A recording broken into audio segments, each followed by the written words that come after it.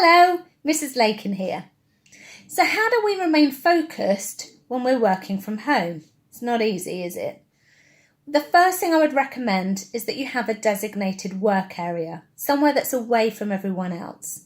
Make sure that area is free from any distractions. I'm afraid that means mobile phones and consoles, tablets, all need to be left turned off or as far away from you as possible. In our house, we are all working out of different rooms, which really helps. And that brings me on to my next point, which is to ensure that you have a timetable, that everyone's sticking to a timetable. It will really help you know when to move on to the next thing that you might want to be working on. Now, in our house, we have Mr. Lakin working at home as well, but we've also ensured that he is working to our timetable too. So it means that he takes his breaks and his lunch times when we do. That means that he's not walking through the rooms that we're working in and distracting us, and we're all having our social times together.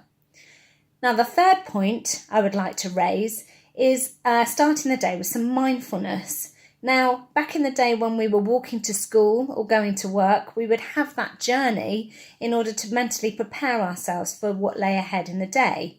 So, using mindfulness or a brain gym exercise is a good way of getting your brain ready for what you're about to do.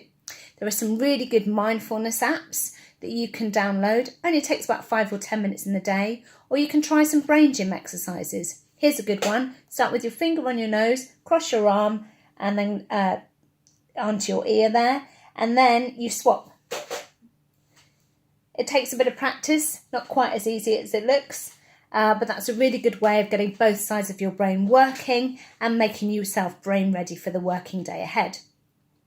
Now, the fourth thing I'd like to say is making sure that we keep our brains stretched. We could spend all day on our technology, and we are going to be spending a lot of day on laptops and social media connecting with other people, but do ensure that you spend some time doing things like crosswords, jigsaw puzzles, board games. That's really going to help stretch your mind, and that will increase your levels of concentration.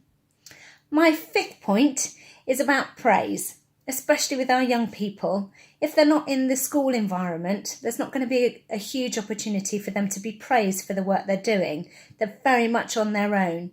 So do take the time, parents, to walk into their room and just say to them, notice that they're doing their work and say, well done, how great, or I'm going to go and make you your sandwich now because you've worked so hard today. Try not to focus on the things that they haven't done and try to be praising them for all the things that they have done. I know this isn't easy times for any of us. And finally, let's focus on this end goal. If they are able to put their consoles down and they're able to really get some work, then they are going to reap those benefits when we're all back in school again. And much better to be one of the young people who feels proud of themselves than to be the young person who said, I wish I hadn't spent all that time on my PlayStation. Good luck, everybody. See you soon.